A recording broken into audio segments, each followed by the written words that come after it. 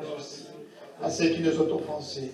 Ne nous soumets pas à la tentation, mais délivre-nous du mal, car c'est à toi qu'appartient le règne, la puissance et la gloire au siècle des siècles. Amen. Amen. Laissons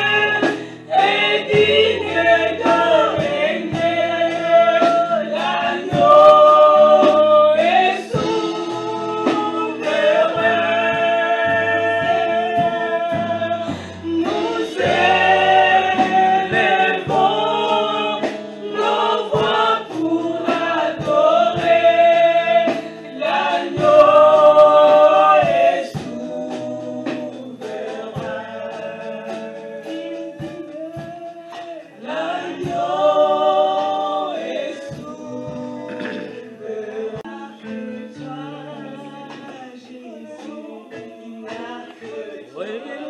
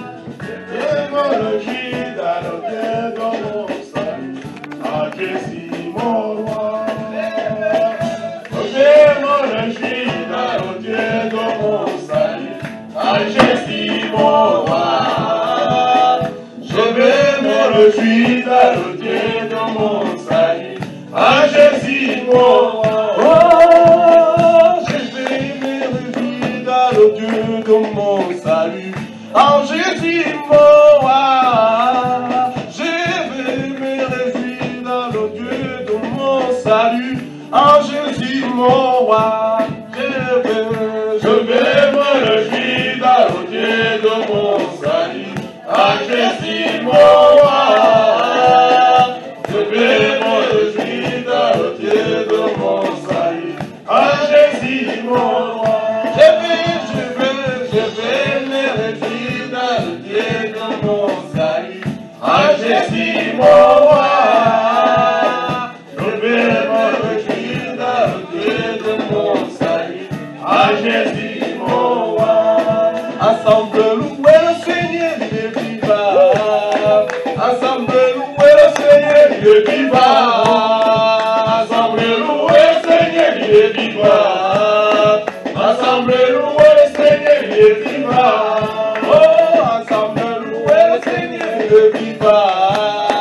Ensemble louer le Seigneur, il est vivant. Ensemble louer le Seigneur, il est vivant. Il est vivant. Ensemble louer le Seigneur, il est vivant. Oh, ensemble louer le Seigneur, il est vivant. Ensemble louer le Seigneur, il est vivant.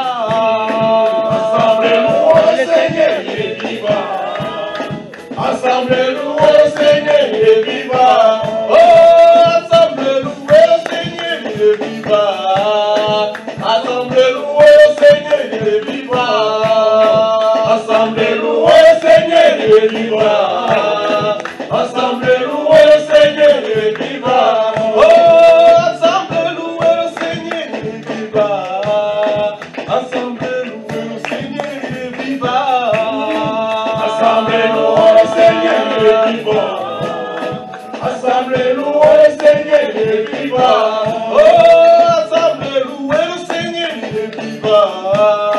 Ensemble louer le Seigneur, il est vivant. Ensemble louer le Seigneur, il est vivant. Ensemble louer le Seigneur, il est vivant. Dieu va faire encore. Dieu va faire encore. Dieu va faire encore. Dieu va faire encore. Alléluia. Il est les malades, il ressuscite les morts. Il est puissant pour sauver, il ne change pas. Il va faire des miracles, des miracles. Il va faire encore. Il va faire encore. Il va faire encore. Il va faire encore. Il va faire encore. Alléluia. Alléluia. Il guérit les malades, il ressuscite les morts. Il est puissant pour sauver, il ne change pas. Il va faire des miracles, des miracles. Il va faire encore. Il va bénir les mariés. Il va faire encore. Il va les bénir. Il va faire encore. Oh, alléluia. Il guérit les maladies, ressuscite les morts. Il est puissant pour sauver, il ne change pas. Dieu va faire des miracles, des miracles. Dieu va faire encore. Dieu va nous bénir. Dieu va nous bénir. Oh, Dieu va nous bénir. Dieu va nous bénir. Alléluia. Il guérit les maladies, ressuscite les morts. Il est puissant pour sauver, il ne change pas. Dieu va faire des miracles, des miracles. Dieu va faire encore. Oh, alléluia. Il guérit les maladies, ressuscite les morts. Il est puissant pour sauver, il ne change pas. Dieu va faire des miracles, des miracles. Dieu va faire encore. Seigneur Jésus-Christ, nous sommes devant toi. Nous te rendons grâce parce que tu es digne d'être loué, Papa. Nous sommes ici dans cette église. Nous sommes ici assemblés parce que tu l'as voulu, Seigneur. Tu nous as invités, nous savons que c'est toi qui nous as invités. Sinon, on ne pourrait pas y arriver. Mais tu nous as invités ce jour. Tu as créé ce jour. Tu as créé pour nous cette fête. Tu as créé pour nous ce culte. Aujourd'hui, nous sommes ici assemblés, les deux églises qui sont ici, parce que nous sommes les frères et sœurs en Christ. Nous sommes unis dans notre Seigneur. Nous sommes une église de Christ et nous attendons l'enlèvement de l'église. Et nous sommes ici comme les époux, comme l'épouse qui attend son époux. Nous sommes ici. Nous sommes ici, nous attendons notre Seigneur, qui est notre époux. Nous attendons notre Jésus, qui est notre époux. Nous l'attendons, nous aussi qui sommes ici. Nous sommes les épouses du Christ. Nous sommes les épouses du Christ. Et nous attendons patiemment. Nous attendons patiemment l'arrivée de notre Sauveur. Nous attendons parce qu'il va nous enlever. Parce que nous serons enlevés dans ce monde. Parce qu'on sera au ciel. Parce qu'on vivra éternellement avec notre cher Seigneur. Oh Seigneur Jésus, nous sommes ici. Merci Seigneur Jésus. Parce que tu as béni aujourd'hui. Parce que tu nous as bénis. Parce que tu vas bénir. C'est le chef qui va protocoler toute la cérémonie. Tu vas bénir, oh Seigneur Jésus, le pasteur, tu vas bénir le mariage. Tu vas bénir tout le monde. Tu vas bénir les choristes. Tu vas bénir les invités. Tu vas bénir tout le monde qui est invité, Seigneur. Merci parce que tu vas nous bénir. Merci parce que tu vas commencer à nous bénir. Papa, nous t'invitons ici. Et nous savons que tu es ici avant nous. Et Seigneur Jésus-Christ, sois avec nous. Sois avec nous. Nous là. Ah, alléluia. Alléluia. Alléluia. Alléluia. Sois avec nous, Seigneur. Sois avec nous, Seigneur. Alléluia. Nous attendons ta puissance. Nous attendons la puissance du Saint-Esprit. Nous attendons le fait du Saint-Esprit. Nous attendons la gloire de Dieu. Parce que nous quittons de gloire en gloire. Nous sommes ici parce que nous sommes dans ta gloire, Seigneur. Sois avec nous. Ne nous reste pas parce que tu es avec nous. Parce que tu nous l'as promis. Tu as dit que tu seras avec nous jusqu'à la fin des temps. Et nous sommes ici, nous attendons que tu sois toujours avec nous. Entre dans nos cœurs, papa. Entre dans nos cœurs, papa. Entre dans nos cœurs, papa. Oh Seigneur Jésus, tu as dit tu es le chemin. Si tu es le chemin, il faut que tu amènes le mari et la mariée ici. Parce que tu es le chemin. Il faut que tu les amènes. Parce qu'ils ne peuvent pas eux-mêmes y arriver sans que tu sois là. Il faut que tu les amènes, Seigneur. Et nous attendons la puissance aussi de ta parole. La parole qui va inonder nos cœurs. La parole qui va inonder nos cœurs. La parole qui va nous aider. Parce que nous avons besoin de la parole. Et la parole, c'est Jésus-Christ. Sois dans la parole. Sois dans la parole, Seigneur Jésus. Que ta parole aujourd'hui fasse quelque chose dans nos cœurs. Oh, merci, Papa, parce que tu vas le faire. Nous te rendons grâce et nous prions tout ça au nom de notre Seigneur Jésus-Christ. Amen. Amen. Alléluia. Acclamons le Seigneur. Alléluia. C'est pour moi un honneur parce que je suis ici dans l'église de mon frère, Pasteur Mbayo, l'église Lamungu, qui veut dire la parole de Dieu. C'est en Swahili, Neno Lamungu, c'est la parole de Dieu. Donc l'église est la parole de Dieu. Amen. Alléluia. Amen. Nous sommes dans l'église de la parole de Dieu. Voilà. Qui nous a donné honneur d'être ensemble aujourd'hui. On a jumelé aujourd'hui parce que nous avons la grande fête de marier un évangéliste. Et c'est pour cela que nous avons eu la chance d'être honorés par le pasteur Mbayo pour qu'il honore cette cérémonie. Alléluia. Amen. Et c'est pour cela que nous sommes dans cette église qui est la parole de Dieu, Neno Lamungu, pour être honorés par la présence de notre frère. Donc, que tout le monde se sente à l'aise, qu'il se sente comme chez lui. Donc, pour le moment, nous qui sommes ici, nous allons d'abord nous accueillir. Parce qu'on ne s'est pas accueillir. Nous allons nous accueillir, nous allons nous embrasser spirituellement. En attendant le protocole des mariés. Amen. On va, pour qu'on ne soit pas comme des étrangers. Mais on est dans la maison du Seigneur. On va s'embrasser mutuellement. On va s'embrasser. Enaïe, celui qui est à côté de toi, qui va l'embrasser, peut-être comme ça, pour lui dire, ah, nous sommes ici. Nous sommes arrivés dans la maison du Seigneur. Amen. Amen. Alléluia. Amen. Alléluia. Amen. Gloire à Dieu. Donc on va le faire au nom de Jésus-Christ. Amen. Alléluia. En disant Alléluia. Alléluia. Alléluia. Alléluia. Alléluia. On est pris, alors on est pris des étrangers. On est tout le monde dans la maison du Seigneur. Nous sommes ensemble. Nous sommes un.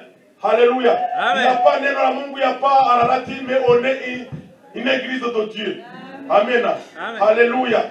Et nous attendons les futurs mariés. Nous attendons ici patiemment. C'est pour cela, on va égarer ensemble, on va chanter ensemble parce que les messieurs et dames qui sont derrière moi, ils sont professionnels dans les chansons, ils vont nous aider, et nous aussi nous allons les accompagner, et en attendant que dans quelques 10 minutes comme ça, l'arrivée des mariés, des futurs mariés soit ici, pour qu'on les présente devant.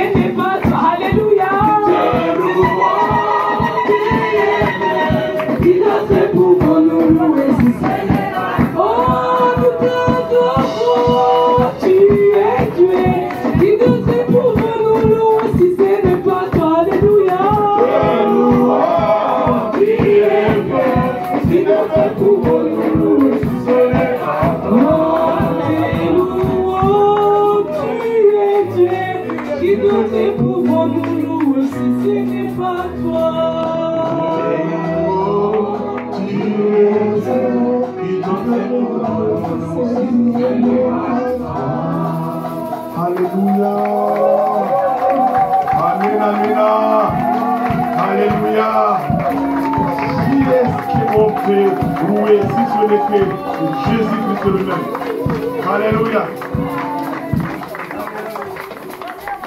Amen. Est-ce que vous pouvez acclamer parce qu'on a déjà validé? On a déjà validé.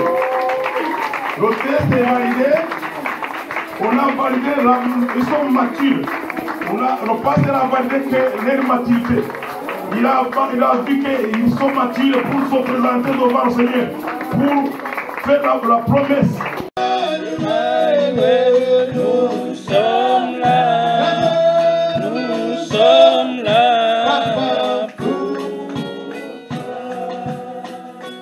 Merci. Pendant que vous êtes debout, je lis le premier texte qui va nous introduire pour bénir ce mariage. J'aimerais aussi parler sur le mariage. Beaucoup d'entre nous, vous savez qu'est-ce que c'est le mariage. Et je vais beaucoup plus m'adresser à Déborah et à Daniel. Et ils ne savent pas c'est quoi le mariage. Ils entrent maintenant dans la vie. Ils veulent comprendre qu'est-ce que c'est le mariage. Alors, je lis ce texte de Genèse, chapitre 2, à partir du verset 18. Lisons. Et après, je vais prier. Et puis, vous allez vous asseoir. Le texte nous dit ceci. Ah oui, tout à fait pour... Ok, bon. Allez vite, maman. L'Éternel Dieu dit, il n'est pas bon que l'homme soit seul. Parfois, je vais improviser. Il n'est pas bon que Daniel soit seul. Il n'est pas bon que Daniel soit seul. Je lui ferai une aide semblable. Déborah. Oh, essaie de le faire comme moi. Hein? L'Éternel Dieu forma de la terre tous les animaux de champ et tous les oiseaux du ciel. Et il les fit venir vers l'homme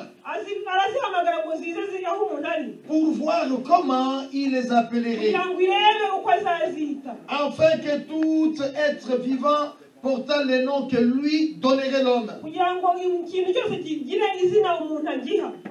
Et l'homme donna les noms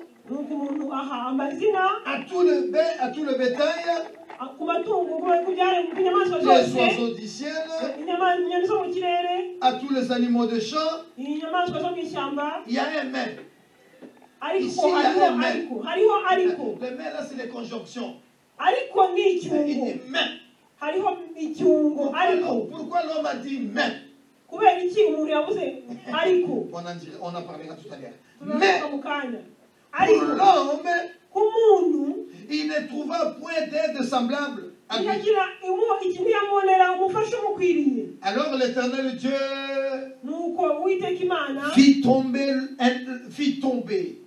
alors l'Éternel Dieu fit tomber un profond sommeil sur l'homme qui s'endormit. Il prit une de ses côtes et ferma la chair à sa place. L'Éternel Dieu forma une femme, forma Déborah, de la côte qu'il avait prise de Daniel, l'homme, et lui amena vers l'homme. Et l'homme dit, voici, cette fois ici, je vous fais remarquer, qui est os de mes os, chair de ma chair, on l'appellera femme, parce que elle a été prise de l'homme. C'est pourquoi l'homme quittera son père, sa mère, et s'attachera à sa femme. Ils deviendront une seule chair. Saint-Esprit de Dieu, nous te laissons ce moment. Veille confirmer ta parole, veille authentifier ta parole, veille oindre ta parole. Mets une onction particulière sur mes lèvres, mets une onction particulière sur les oreilles de mes bien-aimés, afin de comprendre ces messages, non pas comme venant de l'homme, mais venant de toi. Merci notre Dieu, notre Père. Dispose ce temps et bénis ce mariage que nous allons célébrer, Seigneur, notre Dieu. Que l'ange de l'Éternel campe tout autour de nous, dans ce lieu, que rien de mal ne puisse nous arriver, Seigneur. Dans le nom tout-puissant de Jésus, nous disons Amen.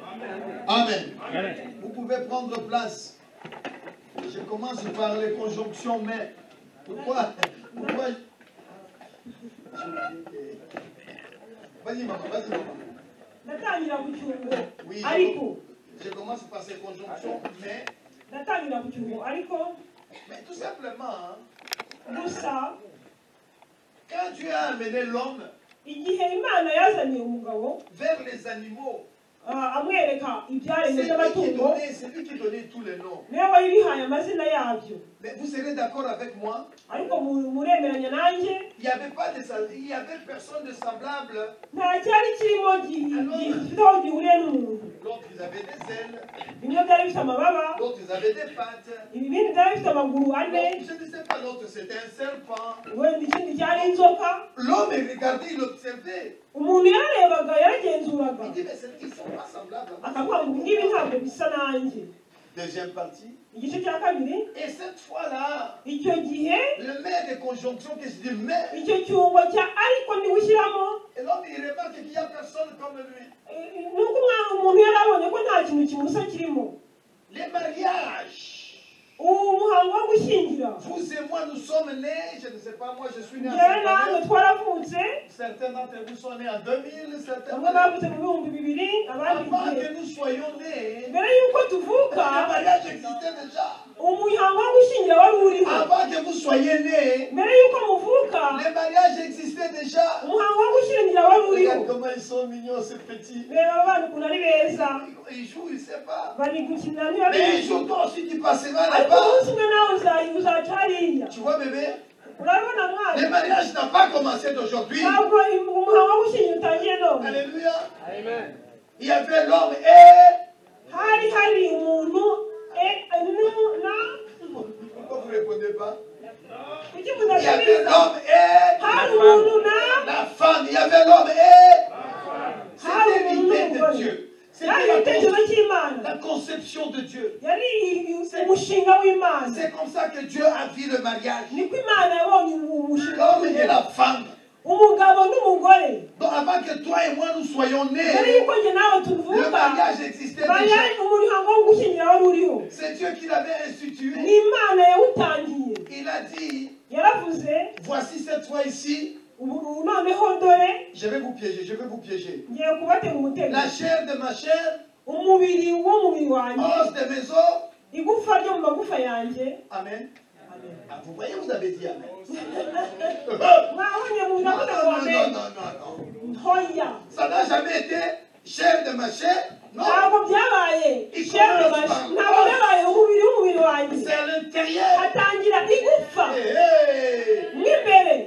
Quand Dieu a créé l'homme, Igihe Imana yaremye umuntu, la femme elle était déjà là. umugore yaramurimo Et puis maintenant il devient chair de ma chair. noneho ahinduka umubiri. Je ferme ce passage ici. Ndarekera aho ngaho iri jambo. Je prends un deuxième texte. Ngiye gutangira igice cya kabiri. Ah, je suis dans l'état, papa il m'a donné 30 minutes de la parole et puis nous allons prêcher. Bampaye iminota 30.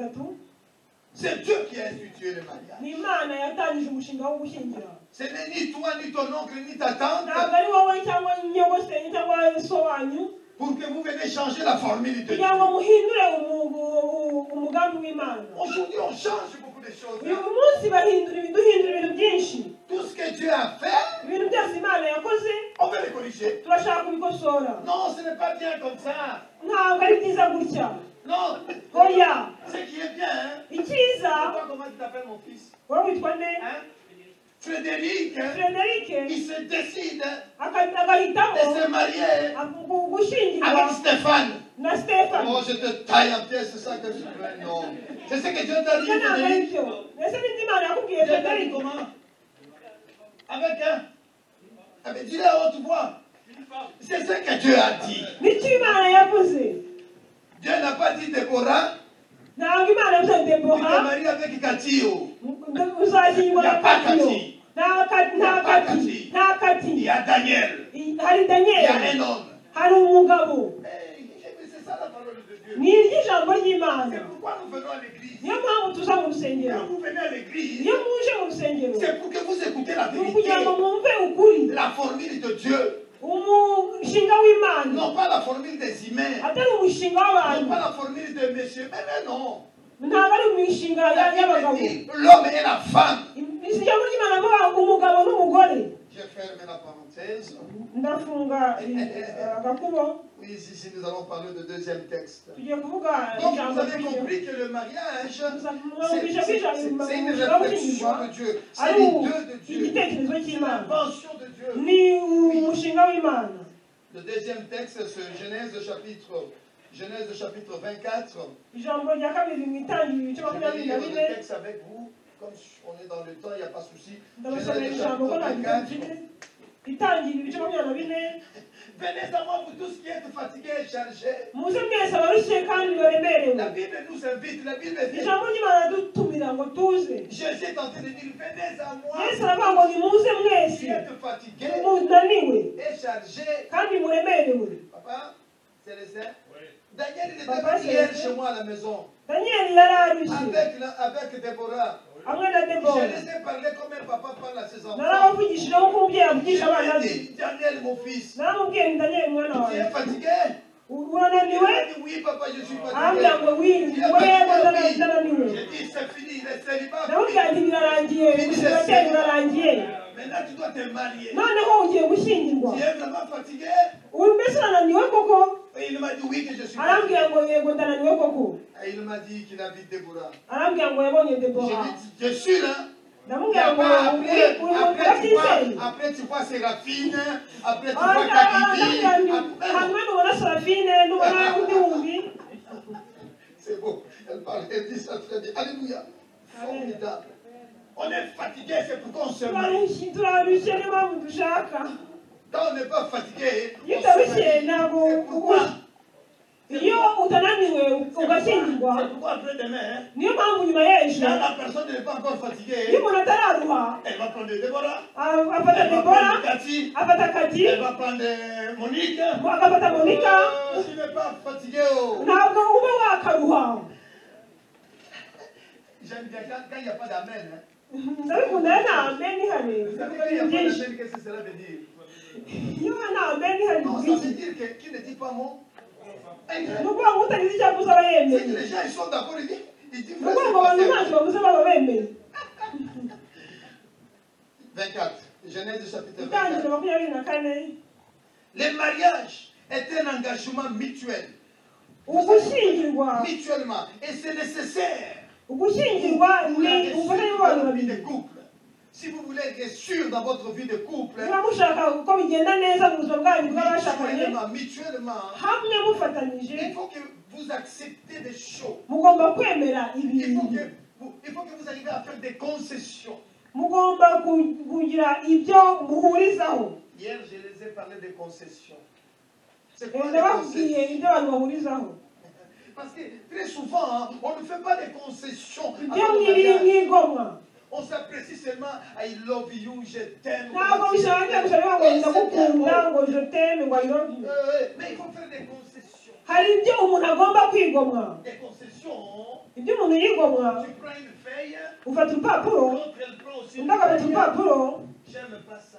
ntabwo nkunda iki ntabwo nkunda iki ntabwo nkunda iki ntabwo nkunda iki nkunda iki nkunda iki nkunda iki Elle aussi, elle fait pareil. nawe agakora uko nguko C'est pourquoi il y a trop de divorces niyo mpamvu aujourd'hui. uyu munsi hariho divorce nyinshi Je vous comprends même si vous ne dites pas. ndabumva niho ntacyo Je dis wavuga la vérité. Amen. kuko munsi Il y a trop w'ubukwe de divorces. hariho divorce Et on nyinshi n'a pas fait de concessions. kuko ntacyo twigomwe J'aime pas ça, j'aime pas ça. ntacyo sinkunda iki sinkunda iki Et puis vous vous échangez. hanyuma mukabigurana Ah bon, toi tu n'aimes pas ça. hanyuma nuko nawe ukunda iki ngiki Ah ouais, tu n'aimes pas aller dans les cabarets.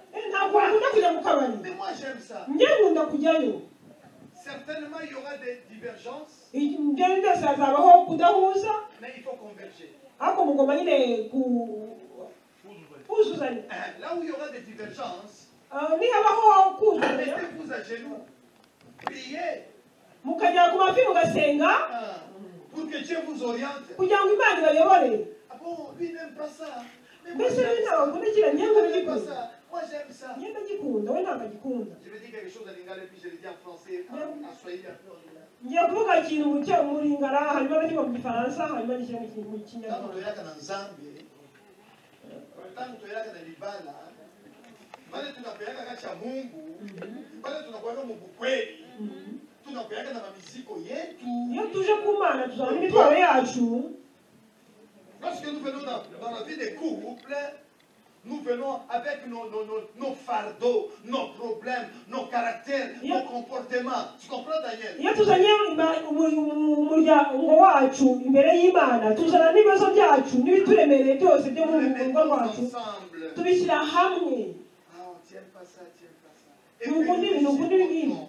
tukihanganirana J'ai lu le deuxième texte. ngiye gusoma ijambo rikurikiyeho Genèse, j'ai dit Genèse 24, itangiriro 24 à partir du verset 58. guhera ku murongo wa 58 Ils appelèrent donc Rebecca ahamagara rebeka et lui dit, aramubwira veux-tu aller avec cet homme? urashaka kujyana n'uyu mugabo Déborah, veux-tu aller avec cet homme? debora urashaka kujyana n'uyu mugabo Et puis Rebecca, elle répondit, nuko rebeka arasubiza j'irai, ndagenda j'irai. ndagiye Alléluia, j'irai. Elle a accepté. Elle a aremera ntabwo yashidikanyije la concession. Elle a accepté. aremera Ils ont discuté. baraganira Et ils laissèrent partir Rebecca, rebeka aragenda leur sœur, barumuna be abamureze avec le serviteur. ajyana n'umugaragu Ils bénirent Rebecca. aha umugisha rebeka Ils lui dirent, aramubwira oh notre sœur, umuvandimwe wacu puisque je mushiki vais wacu dire niki tuzahinduka des milliers, des myriades, et que ta postérité possède la pente de tes ennemis. Sois béni, Déborah. aramubwira ngo uhawe umugisha. Quand tu as pris l'avion, Debora igihe wafataga indege on t'a béni. baguhesheje On a umugisha, prié pour toi. baragusengeye, On t'a dit, sois maman de multitudes. barakubwira ngo uzabe umubyeyi w'abana benshi. On t'a dit ça, non, Déborah? Bakubwira ibyo Debora. Le mariage, c'est pour se multiplier.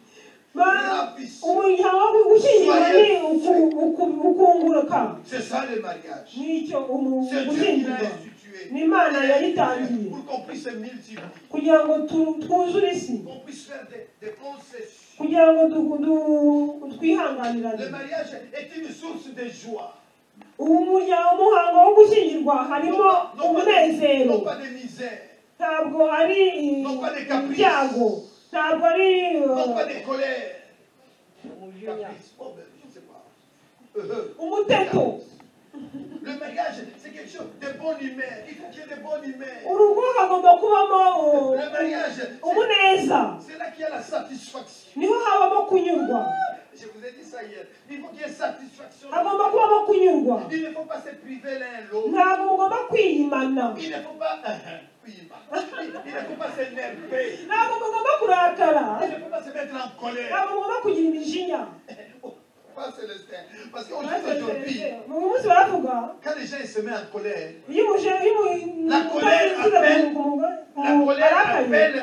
la colère appelle quoi, Maman Bayo? La haine. umujinya uhamagara urwango, Après la haine, urwango rwawe et tourner le dos. rugahindukiza umugongo, Après les tourner le dos, bamara guhindukiza umugongo ça change les chambres. bagahindura ibi bakagabana ibyumba, Après ça change les chambres. bamara kugabanya ibyumba L'assistante sociale. hakaza umu assistant sociale, amara kuza umu assistant sociale Divorce. hakaza divorce, Après divorce, amara kuza divorce femme seule. umugore wenyine. Il n'y a pas femme seule. nta mugore wenyine, Déborah, il n'y a pas femme nta seule. mugore wenyine, Il n'y a pas femme seule. nta mugore wenyine. À cause de quoi? À cause de la colère. kubera umujinya. Le mariage. Pour urugo retrouver la satisfaction. umuntu abona kunyurwa. Vous ne dites pas Amen, c'est bien, c'est bien. Mais non. Moi, ça me fait plaisir quand les gens ne disent pas Njye biranezeza batavuga ngo amen, Ils sont consentants. nuko Ils babyemeye. entendent. Comment il dit ça? Comment il dit ça? Il dit, l'apôtre Paul lui dit, ne vous privez point l'un à l'autre, Nimwiyimane. si ce n'est que d'un commun accord. Si ce n'est que d'un commun accord. niba mwarabyemeranijwe Pour vaguer dans la prière. kugira ngo mujye mu masengesho, Sinon, ne vous privez pas. naho ubundi ntimukiyimane. Bon, Déborah, là, je parle à vous, hein. Les autres. Debora sinumva ndi kubwira abandi Parce barabizi, que vous entrez dans la vie de couple. kubera ko mwebwe mugiye kwinjira mu buzima bw'urugo. Njoo mashauri niliwapatia baba. nibyo nabigishije Njoo papa, makonsei niliwapatia. nibyo nabigishije ejo. Nilimwambia Déborah. naramubwiye Debora, Je lui ai tout dit ces choses. namubwiye ibyo bintu byose. Alors, nous lisons un avant-dernier texte. Ah, déjà encore 15 minutes. Nous lisons encore un texte dans Éphésiens chapitre 5. turasoma mu Befeso ibice 5. C'est Dieu qui a institué le mariage. ni Imana yakoze umushinga Ce n'est w'ubukwe. ni ton père, ni ta mère, ni ton ntabwo ari mama père. wawe, ntabwo ari papa wawe, ntabwo ari undi muntu. Avant que nous soyons nés, le mariage existait. mbere y'uko tuvuka gushyingirwa kwabagaho, Le mariage était déjà là. mariage yari ihari. C'était l'homme et la femme. ni umugabo Ça n'umugore, n'a jamais été femme et femme et ntabwo homme. yigeze hari umugore n'umugore Jamais. na rimwe. Comment ça? Et si on te Gute dit ça, se? tu t'énerves? iyo bakubwiye ibyo ngibyo Tu ne peux urarakara, pas t'énerver. ntagomba kurakara. C'est pourquoi tu es venu dans ce niyo lieu. mpamvu waje muri hano hantu, Écoutez ce que je kugira ngo dis. wumve ibyo mvuga. C'est ça le rôle de l'église. niwo murimo w'itorero. Éphésiens chapitre 5. Abefeso ibice 5, Lisons à partir du verset 21. turahera ku murongo wa 21. C'est merveilleux ce que Dieu fait. David, Chikia, écoute. wumva Vous soumettant l'un à l'autre dans la crainte de Dieu. Vous soumettant. mugandukirana kuko kubaha Imana, Vous devez vous accepter. mumwemerana, mugandukirana. Parce qu'aujourd'hui, la formule de mariage, ça change un peu trop. Hein? uyu munsi kubaka urugo birahinduka cyane. Le mari se prend pour un gang. Mais non. uyu munsi umugabo asigaye yifata nkaho akomeye. Mutualisez-vous. Mugomba kugandukirana, gushyira hamwe. Il faut se soumettre l'un à l'autre. Kugandukirana. Dis quoi? Avuga ngo iki? Femmes, soyez soumises à vos maris. Mugore mugandukira abagabo banyu bagore. Comme au Seigneur. Nkuko mugandukira Kristo. Le mari est le chef de la femme. Le mari est le chef de la femme. Déborah, écoute-moi ça. Le mari est le chef de la femme. Umugabo ni umutware w'umugore. Comme Christ est le chef de l'Église. Nkuko Kristo ari umutware w'itorero. Papa Célestin dit tout à l'heure, nous sommes tous des épouses. Twese turi abageni. Et l'épouse c'est qui? Umugabo ni Yesu. Il vient se marier à nous. Azaza gushyingirwa natwe. Son église. Azaza gushyingirwa n'itorero. Mais ici là, je parle à vous deux. Uyu munsi ndababwira mwebwe babiri. Quand le mari est le chef, il dit quoi? Qui est son corps et dont il est le sauveur. Kubera ko muri umubiri we abandi akaba ari umucunguzi wawe. De même que l'église Nk'uko itorero est soumise au Christ, rigandukira Kristo, les femmes aussi doivent être à leur abagore nabo bagomba mari kuba à toutes choses. bari bagandukira abagabo babo mu bintu byose. Elle doit se soumettre à son mari. Bagomba kuba bagandukira abagabo babo. Ah mais c'est réciproque, hein? Kandi ni urujya n'uruza. Ah c'est réciproque, Ni hein? urujya n'uruza. Si elle te respecte, Nakubaha toi aussi tu dois les respecter. nawe uragomba kumwubaha. Oui. Alléluia, papa. Amen. Le mariage, c'est Dieu qui l'a institué. Kubaka urugo n'Imana yabitangiye. Nous devons mutualiser notre amour. Tugomba gushyira hamwe urukundo rwacu, tukihanganira, tugakundana. Nicyo kisobanura gushyingirwa. Dans les mariages, Mu gushyingira, le mariage doit être durable. kubaka bigomba kuba igihe cyose, iteka. Durable. Iteka. Laisse-moi finir après ce texte-là. Reka ndanize iri jambo. Afin de la sanctifier par la parole, par la parole, après l'avoir purifiée par le baptême de l'eau. On parle de Jésus qui doit purifier son église. Turavuga Yesu weza itorero rye. On donne cette image-là. Duha iyo shusho. Cette image-là. Toi aussi, Daniel, toi qui es l'homme. Wowe Daniel uri umugabo. Il faut purifier par la parole. Ugomba kwereza umugore wawe n'ijambo. Ton épouse. Umugore wawe. Les socles. Amabanga. Base. Ifatiro De la vie de couple. y'ubuzima bw'urugo. Jésus soit au centre. Yesu agomba kuba hagati. Jésus soit au centre. Yesu agomba kuba hagati. Sans moi, vous ne pouvez rien faire. Nta mutamfite ntacyo mwashobora. Une vie de couple sans Jésus-Christ Ubuzima bw'urugo butarimo Yesu est voué au divorce. irangirira ku gutandukana. Je lis. Ndasoma. Il dit quoi?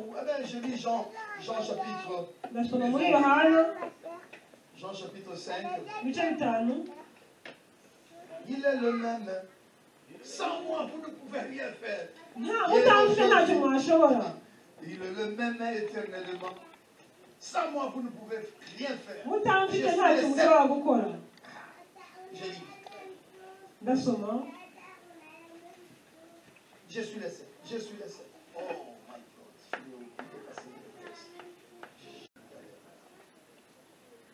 Voyez. Donc dans votre vie de couple, vous devez mettre Jésus en première place. Mugomba gushyira Yesu hagati muri mwe. Jésus n'est pas dans votre vie de couple, vous allez échouer. Yesu atari mu buzima bwanyu muzabinanirwa, muzatsindwa. Il dit, je lis 5. Yohana gatanu. Il dit, à partir du verset 5, je suis le cep et vous êtes le sarment. Jean 15, 5. Je suis le cep, vous êtes le sarment. C'est lui qui demeure en moi et qui je demeure, porte beaucoup de fruits. Car sans moi, vous ne pouvez rien faire. Sans moi, vous ne pouvez rien faire.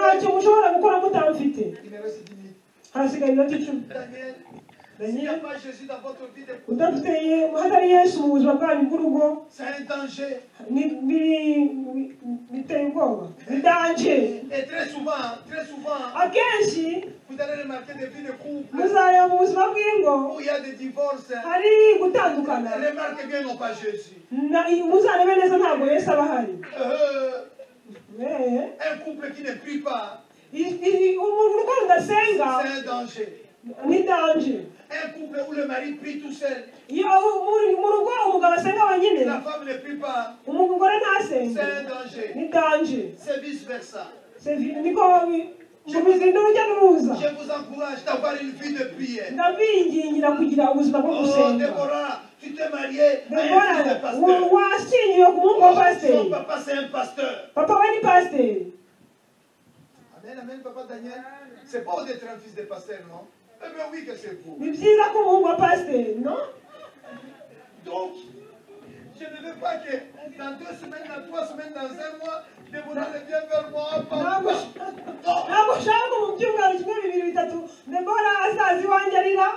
Vous allez vous accepter. Mu gihe mugomba kwemerana, Supporter. C'est mwihanganirane. ça la vie de couple. Nibwo buzima C'est bw'urugo. ça le mariage. Niyo ugiye mu gushyingirwa, Sans moi, mutamfite vous ne pouvez rien faire. ntacyo mushobora gukora. Sans Jésus, Yesu adahari vous ne pouvez rien faire. ntacyo mwashobora Je gukora. m'adresse à toi, mon jeune frère qui me regarde derrière. ndakubwira mu wa musore nawe mukobwa uri hagati mo ngaha, Mettez Jésus dans votre vie de mushyire couple. Yesu mu buzima bwanyu, Supportez-vous. mwihanganirane, Acceptez-vous. mwemerane. S'il y a quelqu'un qui n'est pas d'accord avec le mariage, niba hariho utemeranya no gushyingira, c'est le Shaitan, ni satani. le diable.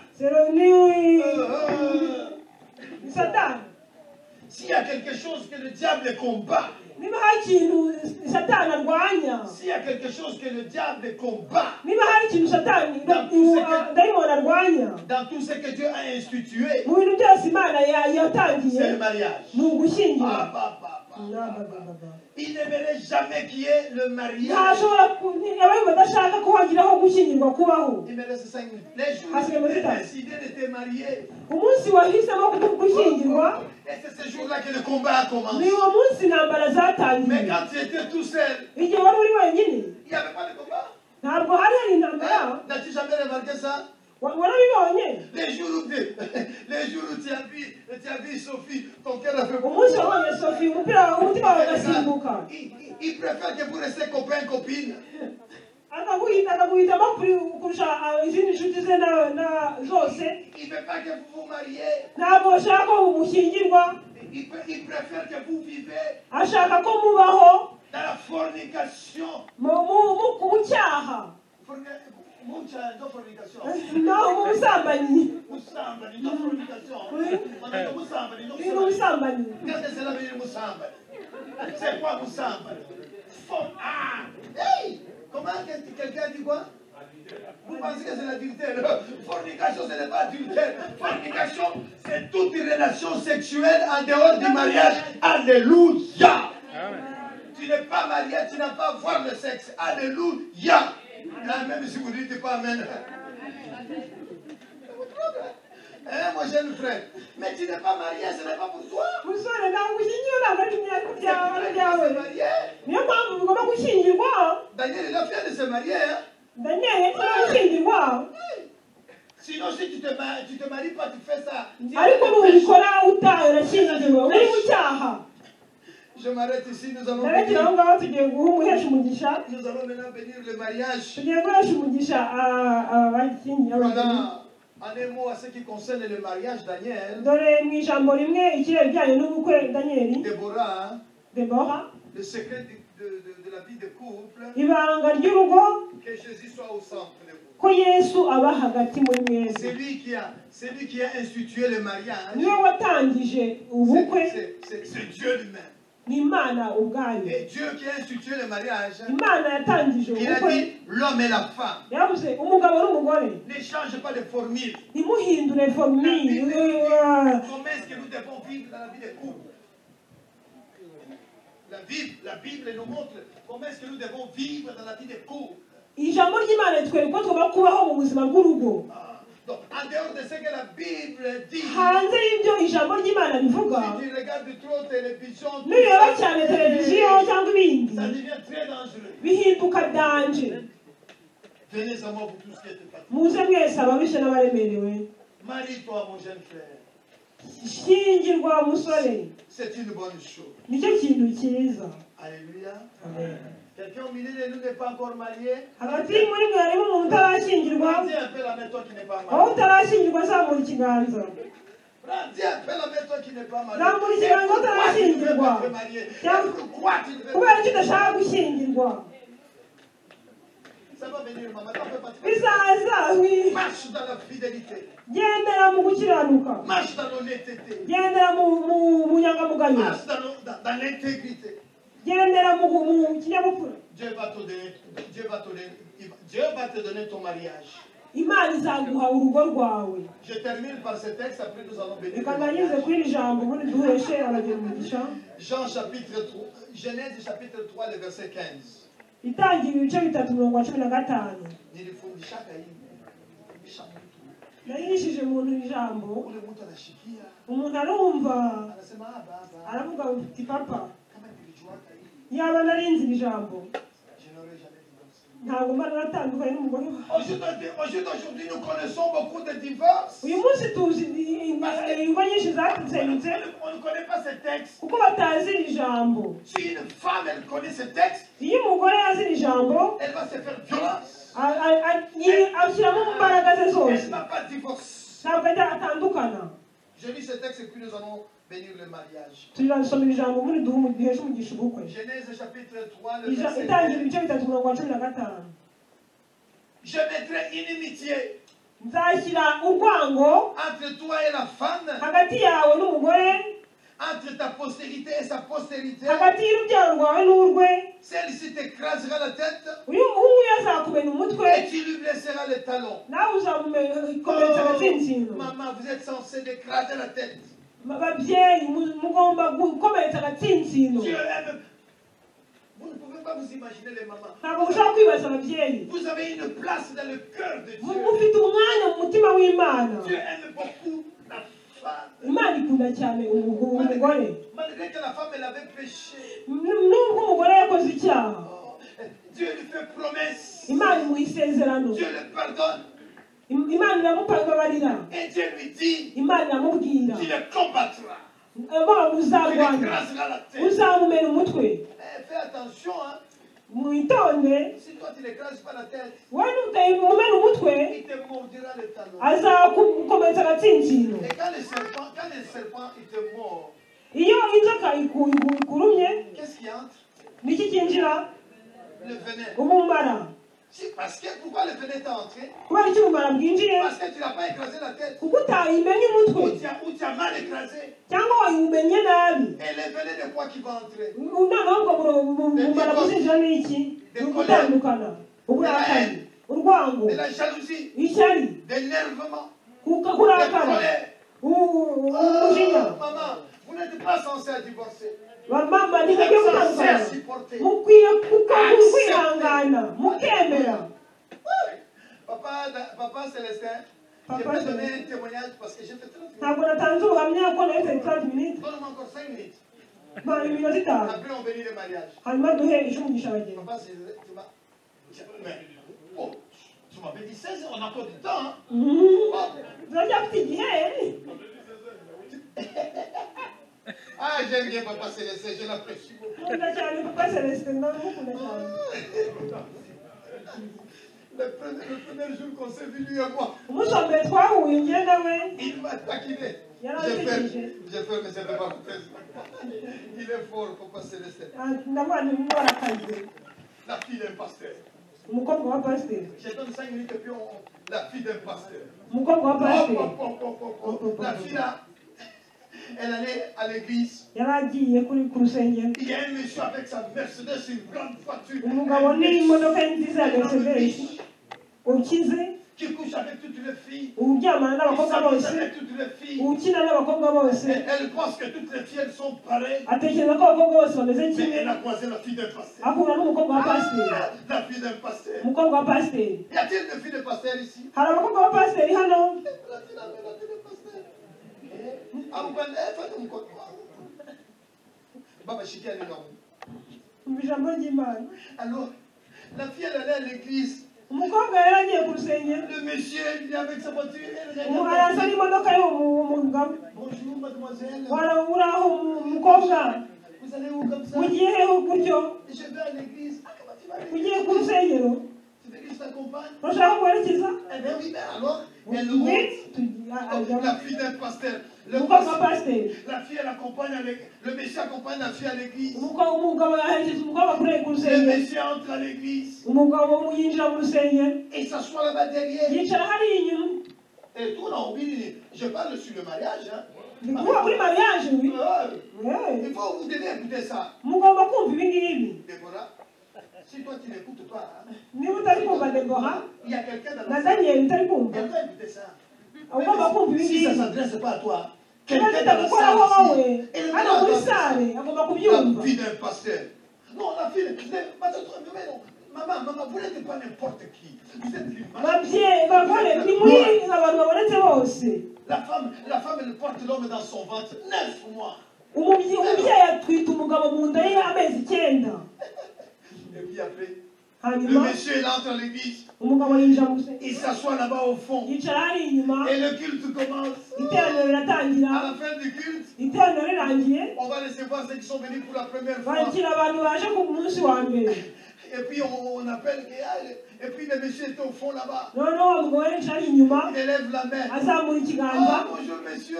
Muramutse mugabo. Comment vous vous appelez? Mwitwa mwiki? Oh, je m'appelle Victor. Nitwa Ah, Victor. bonjour monsieur Victor.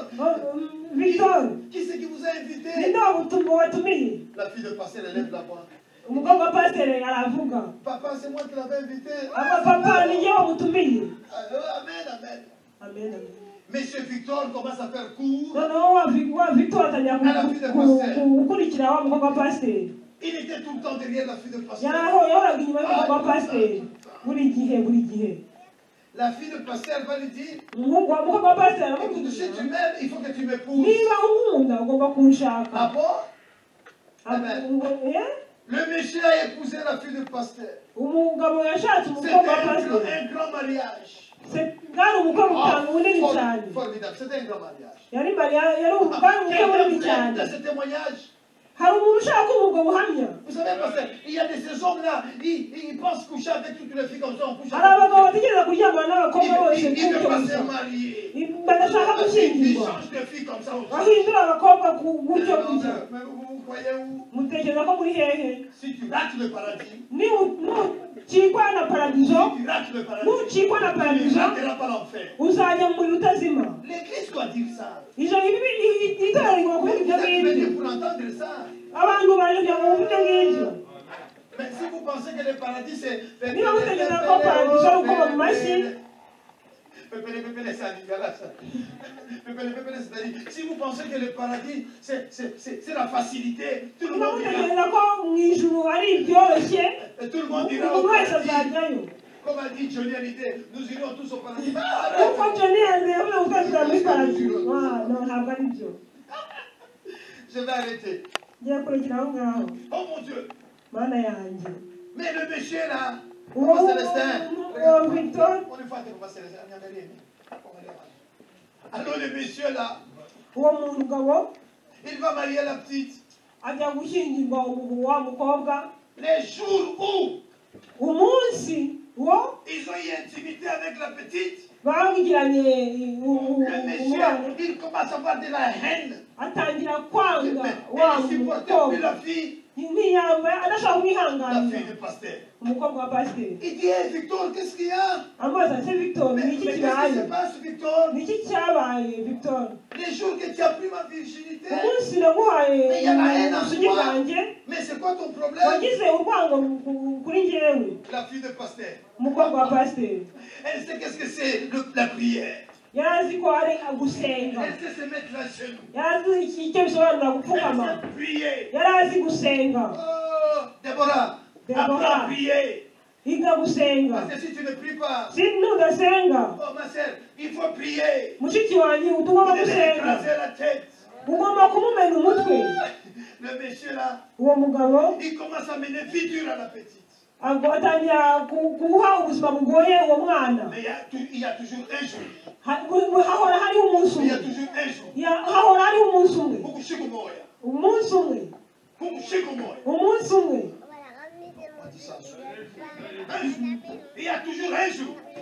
hahora hari umunsi umwe Le monsieur était sorti avec ses 6 amis. uwo mugabo yari yagiye hanze n'inshuti ze esheshatu Ils sont allés boire l'alcool. bagiye kunywa inzoga n'ibindi Et puis, vers les coups de minuit, mu masaha ya mu gicuku cya il dit à ses 6 amis, après les témoignages au milieu, ahamagara inshuti ze esheshatu arababwira il dit à ses 6 amis abwira izo là, nshuti ze esheshatu si on rentre chez moi à la maison, nitugenda iwanjye ma femme est là devant la porte, araba ari imbere y'umuryango elle va nous faire à manger. aradutekera ibyo kurya C'est vrai, oui. Les 6 amis, nibyo ils sont tous allés là-bas. izo nshuti zo kwa esheshatu Ils baragenda arrivent comme ça. Qui c'est qui était devant la porte? La fille de pasteur était devant la porte. umukobwa wa pasiteri ari imbere y'umuryango Chérie, bonjour. sheri wiriwe umeze ute Oui, oui, ça va aller. Allez, va nous faire à manger. wi yego meze neza ajya kudutekera La manière dont il parle. uburyo yamuvugishaga Les yeux, c'est fait pour voir. amaso yaraso Les yeux, amaso c'est yabayeho fait kureba pour voir. amaso yabayeho kureba C'est que Dieu permet que tes yeux puissent voir. icyo imana yemera ko amaso yawe areba C'est pour ton instruction. ni ukubera kugira ngo ukwigishe Ah bon? La petite, elle est allée faire à manger. umukobwa yagiye guteka ibyo kurya Elle sert à table. ategura ku meza Chérie, sheri je peux aller dormir? nshobora kujya kuryama Oui, allez, vas-y. genda ujye kuryama Oh! Les 6 amis avaient des yeux. abo bashuti be batandatu bari bafite amaso Il y a un qui regarde, qui dit, mais ce n'est pas possible. umwe muri bo arareba ngo ntibishoboka Tu as vu quelle heure il est? wabonye isaha ari ryari Comment tu dois traiter la petite comme ça? kubera icyo ushobora ni gute ushobora gufata uyu uriya mukobwa Tu es méchant. uri umwana mubi Allez, je ne mange pas. ntabwo ngewe ndya Le monsieur est sorti. uwo mushuti we umwe Le aragenda deuxième est sorti. no dosiye uwa kabiri aragenda Les 6 amis sont tous sortis. abahungu inshuti ze zikoresha byose aragenda La petite était dans sa chambre. umwana w'umukobwa yari mu cyumba cye aryamye Déborah, debora la Bible dit, ijambo ry'imana riravuga lorsque le Saint-Esprit iyo viendra, umwuka wo kuri naza lorsque le Saint-Esprit umwuka wo kuri naza il vous convaincra azabemeza à ce qui concerne ibijyanye le péché. n'icyaha Le Saint-Esprit te umwuka convaincra. w'ukuri azabemeza Le monsieur commence à pleurer. umugabo atangira kurira Il pleure. ararira Elle va dans la chambre. ajya mu cyumba Elle arrive vers sa femme, ajya aho umugore wari vers la fille de pasteur. aho umukobwa wa pasiteri ari Elle lui réveille. aramukangura sheri sheri Je te fais trop du mal. Pardonne-moi. mbabarira La fille de pasteur. umukobwa wa pasiteri Elle s'est mise debout. arahaguruka Elle s'est mise debout. arahaguruka Elle dit, chérie, il n'y a pas de souci, je te avuga pardonne. ngo sheri ntacyo Elle ndakubabariye le prend par la tête. amufata ku mutwe Elle commence à prier pour lui. atangira kumusengera Toi, esprit d'impudicité, avuga ngo wowe madayimoni w'umusambanyi je te sors de cet homme. ndakwirukanye muri uyu Sors de mugabo cet homme. ndakwirukanye muri uyu mugabo Mais comment? gute Tu sais qu'aujourd'hui, ce monsieur-là, uzi ko uyu munsi abo bagabo c'est un pasteur. ni uyu munsi uwo mugabo ni umupasiteri Il s'est convaincu. yarakijijwe Ça peut être ton histoire. bishobora kuba amateka Ton yawe histoire. ashobora kuba ubuhamya bwawe Oh, ne panique pas, ma fille. ntuhangayike mukobwa wanjye Écrase-lui la tête. mukamumena umutwe Nous nous mettons debout. Rego. Nous allons inviter le mari.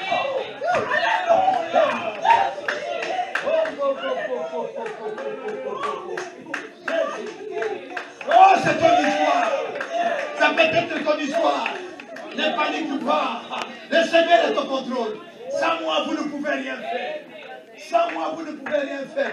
Il y a des témoignages, ça authentifie. Il y a une puissance. Tu n'es pas n'importe qui. itari imbaraga iyo ari yo Tu n'es yose pas n'importe qui. itari imbaraga iyo ari yo Oh, yose la fille d'un pasteur. umukobwa wa pasiteri Elle attrape des messieurs. yafashe umutwe Toi, esprit umugabo umugabo l'impudicité. Lâche ayiruka prise cet umwuka homme. w'ubusambanyi amubwira ngo rekura Maman, tu n'es pas appelé de divorcer. mubyeyi ntabwo wahamagariwe gutandukana La Bible dit au milieu de la nuit, elle se réveille. aravuga ngo mu gicuku cya Et nijoro la arakanguka femme vertueuse. umukobwa umudamu wuje urukundo arasenga Il faut prier. ugomba gusenga Il faut pas aller voir l'assistante sociale. ntabwo ugomba kujya kureba umu assistant Il faut pas sociale demander divorce. ntabwo ujya kumusaba divorce Alléluia. amena Prie. C'est urasenga un combat de tous les jours. ukarwana buri munsi Mais vous êtes venu à l'église pour écouter ça. ugomba kuza mu rusengero kumva ibyo ngibyo On ne vient pas à l'église pour écouter les gens de la fontaine. ntabwo umuntu aza mu rusengero kumva jean de la À fontaine l'église, il n'y a pas Jean de la fontaine. ntabwo mu rusengero haba jean de la À fontaine l'église, il y a la vérité. mu rusengero hari ukuri On vous parle d'un mariage. turababwira ubukwe C'est merveilleux. Mettez-vous C'est debout. merveilleux Ce que Dieu fait, ce que Dieu fait, son précieux livre son précieux livre est toujours vrai. est toujours vrai. Quand on y croit, Quand on y croit, il répondra. il répond, C'est merveilleux. c'est ce que Dieu fait. Oui, c'est vrai. Je crois que la Bible est vraie. Alléluia.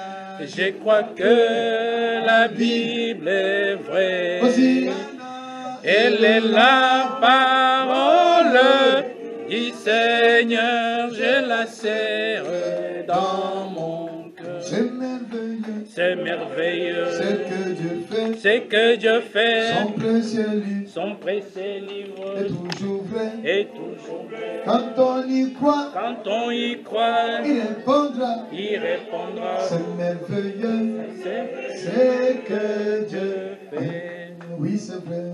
Je crois que la Bible est vraie. Alléluia.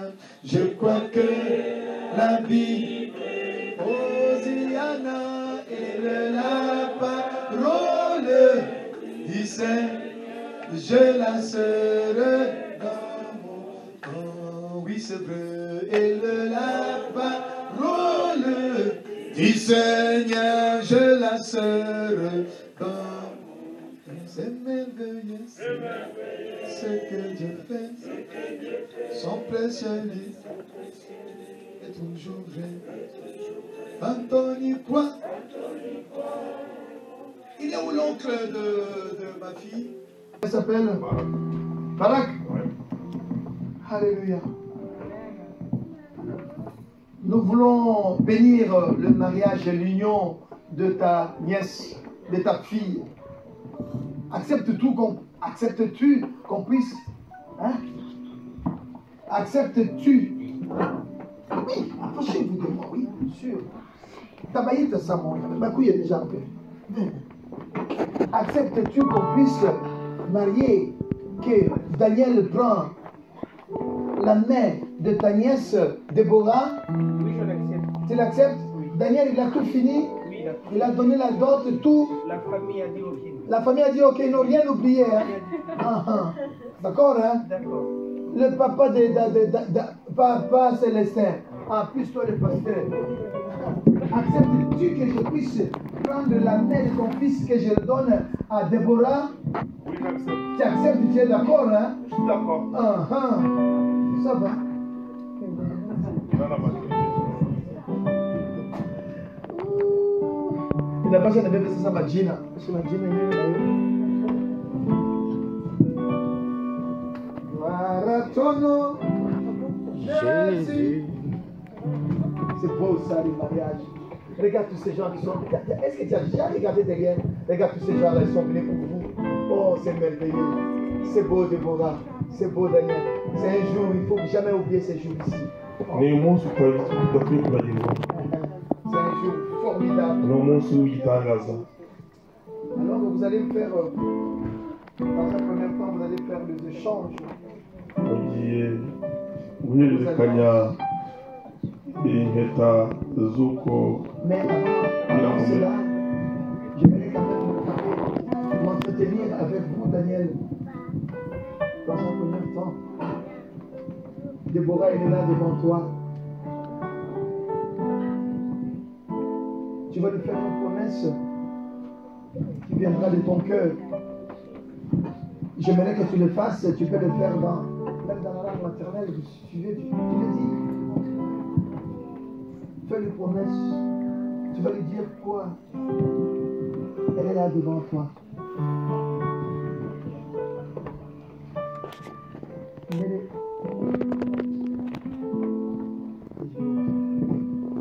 et puis qu'on n'a pas beaucoup chaud, accent. Nous allons prendre cette formule-là. Mama, ouais, on a ça ma Swahili. Mama, on a ça ma Swahili. Allez, je Swahili.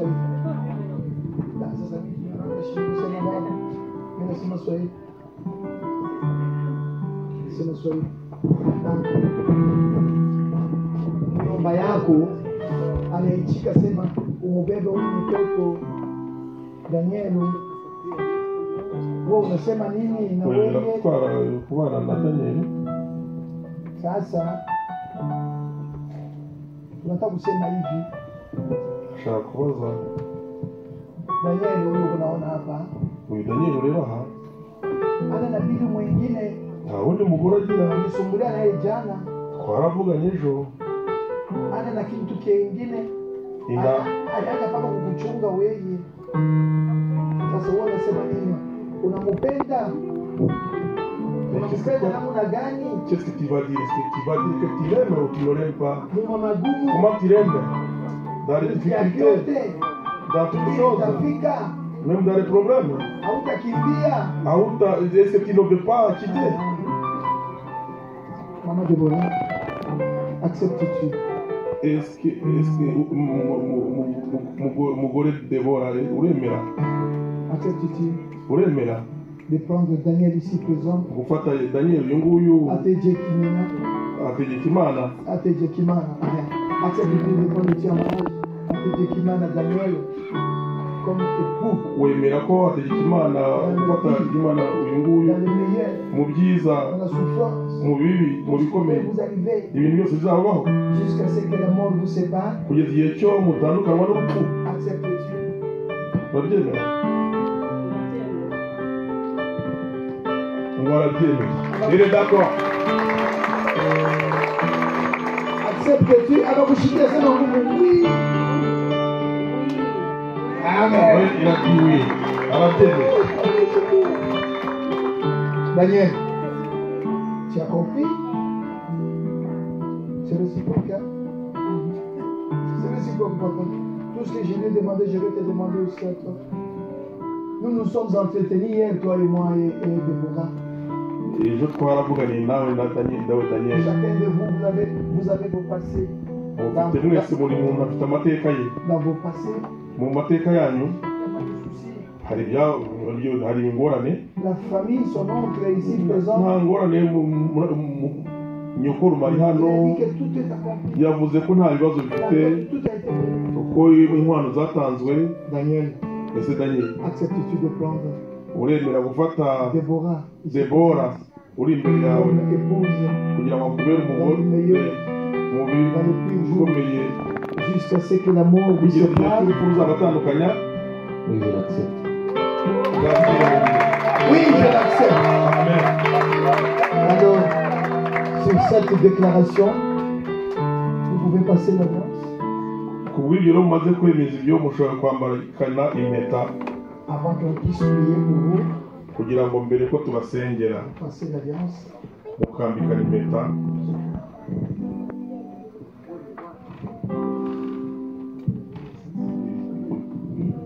C'est eux qui vont parler. C'est Daniel qui va parler.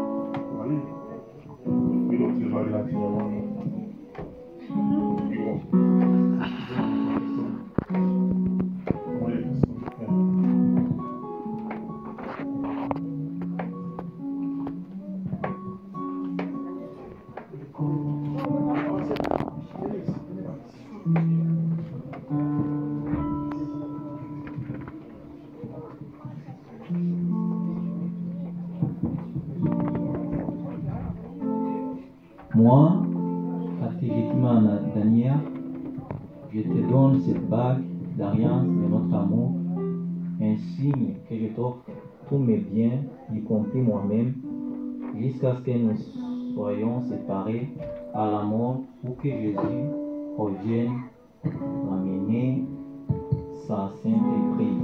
Que Dieu soit avec moi. Amen. Amen. Acclame le Seigneur, merci. Alors, vous, Déborah.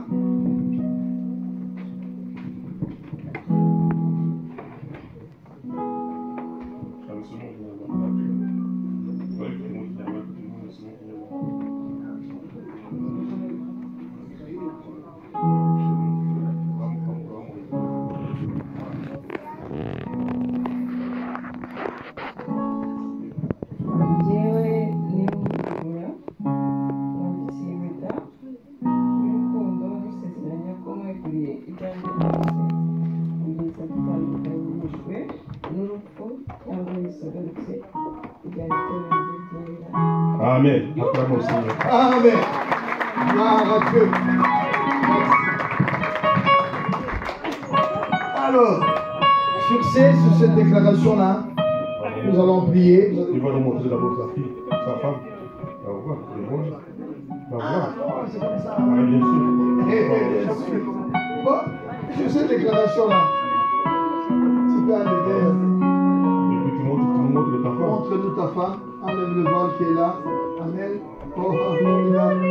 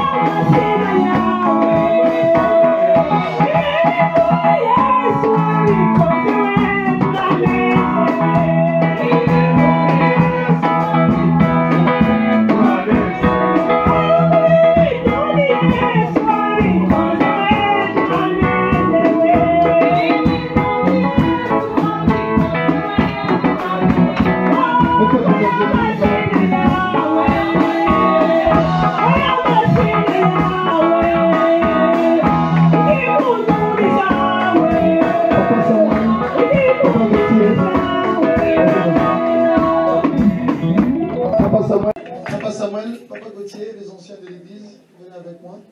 On va faire ce travail. Abakubitoro bari hano, abapasiteri bari hano, bashoboye kuza kudufasha uyu muhango wo gusenga. Umuhango ukomeye. Abantu bose b'abapasiteri b'itorero bakwiye kuza hano tugafatanya gusenga.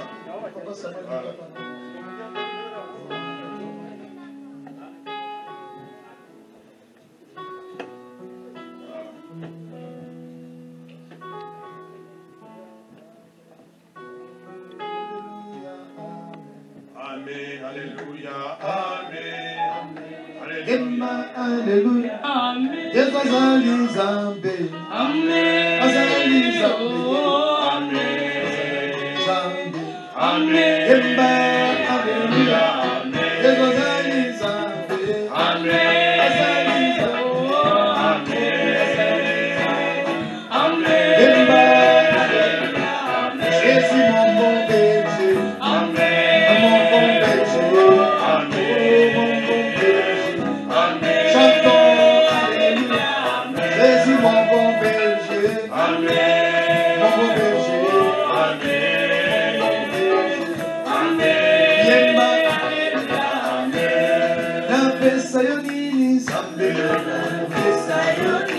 Papa na pesa yoni, Papa na pesa yoni, Papa na pesa yoni,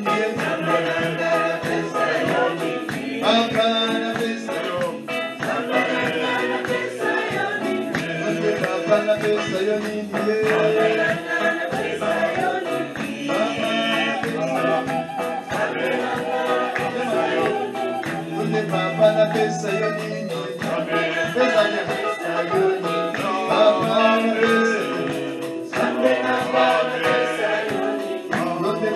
napesa yo nini Nzambe nanga napesa yo napesa Nzambe nanga napesa yo napesa yo nini Nzambe nanga napesa yo Nzambe nanga napesa oh mon Dieu tu es bon oh mon Dieu tu es bon tu es bon pour moi tu es bon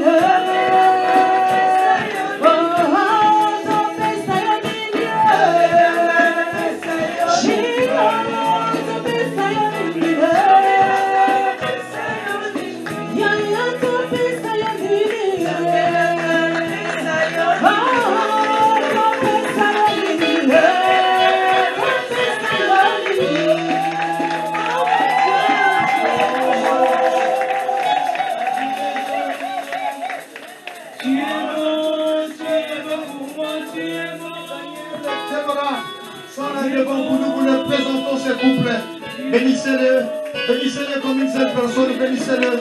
Formez des bonnes choses, bénissez-le. Dites des bonnes choses dans la vie de ce couple. Merci. Gloire à Dieu. Amen.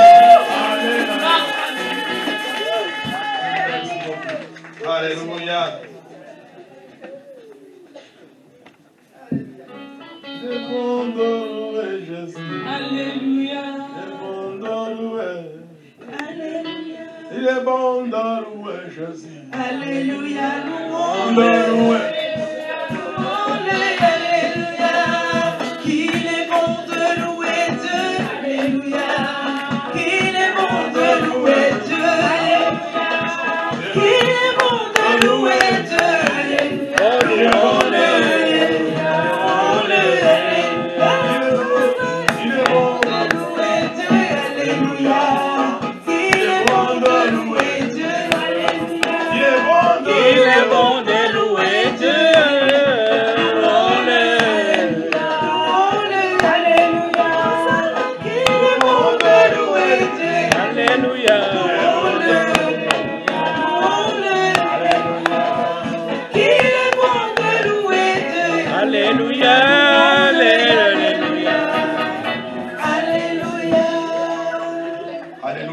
Amen. On dit tout le monde Alléluia. Amen. Alléluia. Ils ont terminé de faire le contrat de mariage. nous va à l'église. Et ils nous sont pris un, mais deux, mais ils deviennent une seule personne. C'est pour cela qu'ils vont travailler ensemble pour la maison du Seigneur. Ils vont faire toutes choses dans le Seigneur. Et nous allons les inviter, messieurs, madame, de venir ici devant. Vous prenez cela. Ça, c'est l'offrande de l'église. Et vous allez vous mettre un là-bas et l'autre là. Et puis, nous les membres de l'église, on sera avec vous pour faire l'œuvre de Dieu. Parce que vous allez travailler pour le Seigneur. Parce que vous allez continuer dans le ministère de Dieu. Le couple, quand Dieu a fait le couple, c'était pour l'honneur de Dieu. C'était pour que l'évangile de Dieu soit répandu dans le monde entier. Alors, je donne le micro à Déborah qui va prier pour les offrandes. Il va prier à Kinyarwanda et il va prier pour les offrandes. Et quand il va prier pour les offrandes, nous aussi nous allons donner les offrandes pour le Seigneur. Et vous allez entendre sa voix qui est magnifique. Amen.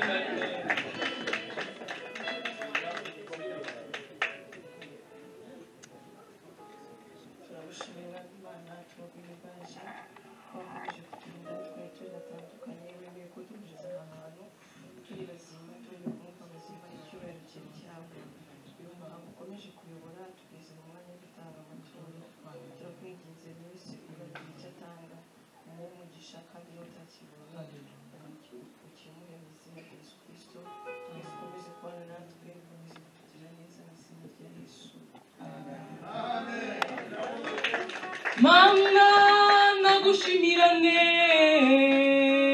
mana nagushimirane, mana nagushimirane, oe nagushimirane, haleluya, nagushimirane, ushobora kudufasha mufure, oh mana nagushimirane. Nagushimirane, haleluya, mana nagushimirane, mana nagushimirane, mana nagushimirane, nagushimirane.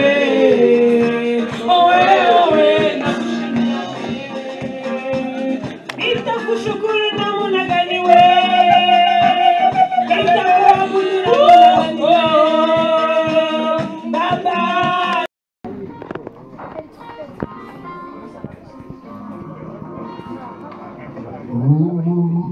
Et en attendant, ces messieurs Daniel, ils vont se mettre debout pour prendre les diplômes parce qu'ils viennent de recevoir le diplôme de mariage après la signature du pasteur. Ils viennent d'abord devant, le pasteur ici, et puis ils signent le diplôme et ils prennent la photo. Voilà. Mettez devant là, en attendant qu'ils terminent de signer.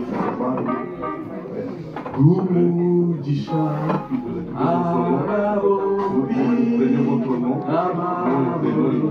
Adashira Bazadai Bazaheke Balumi Umukawawi Umugisha Abombi Namahoro Adashira Bazadai Bazaheke Balumi Umukawawi Umugisha Abombi Namahoro Adashira Bazadai Bazadai Bazaheke Nayobowe Umukawawe Umugisha Abombi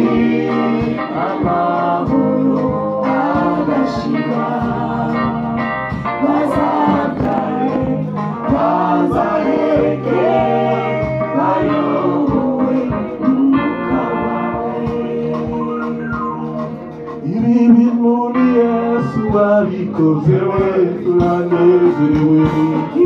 nuni Yesu wabikoze we turanezerewe nuni Yesu wabikoze we turanezerewe nuni Yesu wabikoze we turanezerewe